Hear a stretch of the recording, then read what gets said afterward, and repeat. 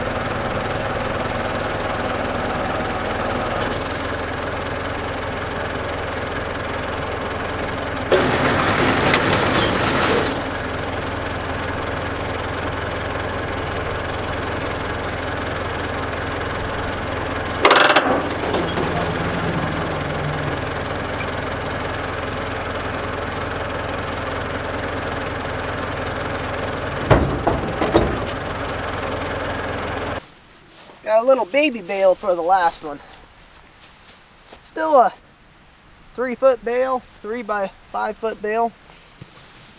That'll feed a few cows for a few days, for a couple days.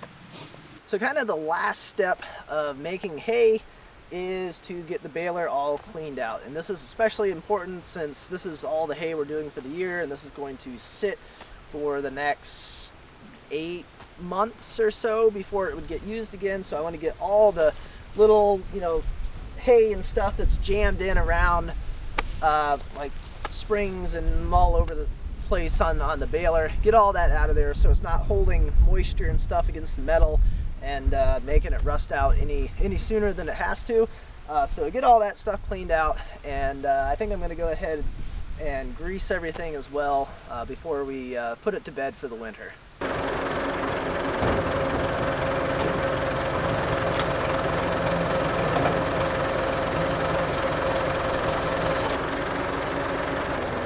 Safety first. That locks out the hydraulics so this thing can't close down on you. If a hose or something breaks on it, you can get in here without having to worry about getting squished.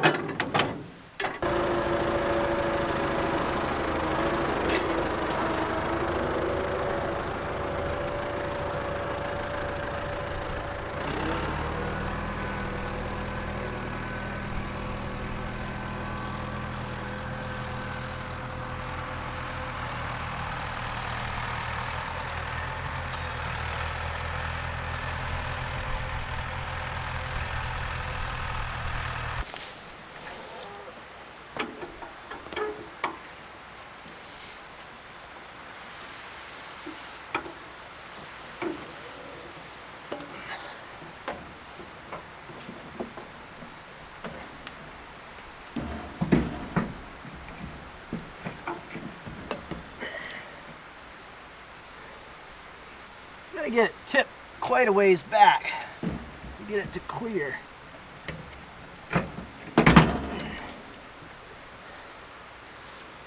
Okay, let's see here.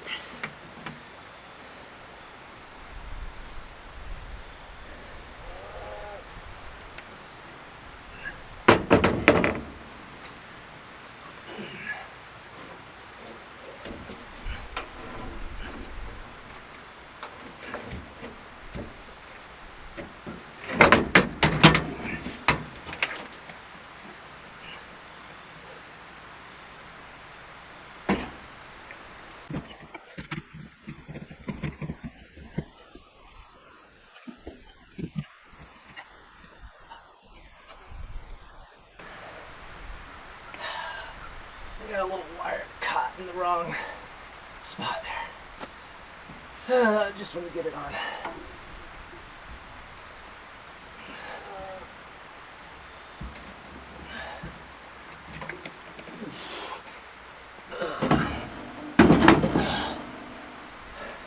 Thing's not light either.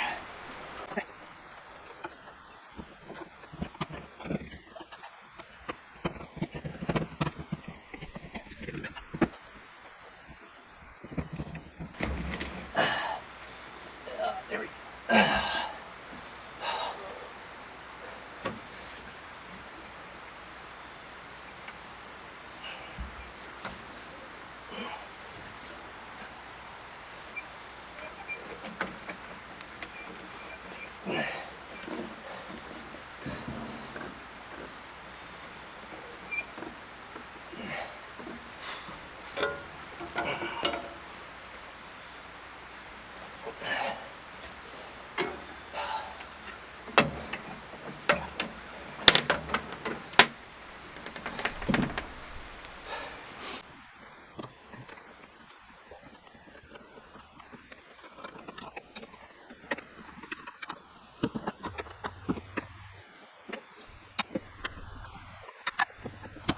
Alrighty folks, well that is going to do it for hay for this year. Got the back glass here in the 784, and that just seals it up a little bit better, so if you're using it during the winter, you know, it keeps the wind and stuff, it keeps snow from blowing in there. If you have to get out and put the back blade on and scrape the driveway or something, it helps keep it a little bit warmer in there if you're having to do that, get the snow out. Not that we get that much snow around here, but it's still kind of nice to have that on there through the winter months anyways. So that is going to do it for this video. As always, I appreciate you guys watching, and I will see you next time.